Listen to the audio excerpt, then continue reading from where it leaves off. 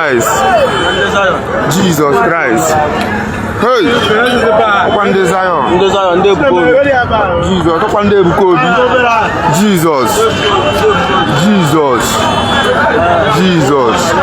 No tutano. Wada Anambra. Na wada Obosi. When they make life. Serious accident. Very serious accident.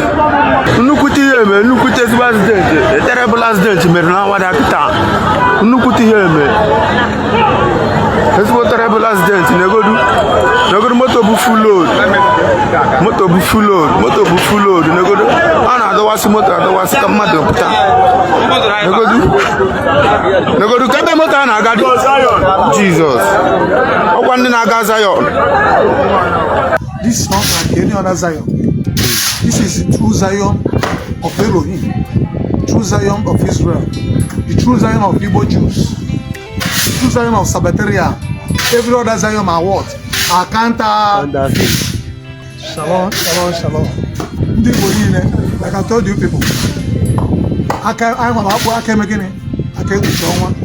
Here this next other Zion is counterfeit. You don't know the ordinances of God. You don't know the commandment of God. You don't obey God. You are all rebellion. You're praying to statue. In our Zion, we don't worship Mary.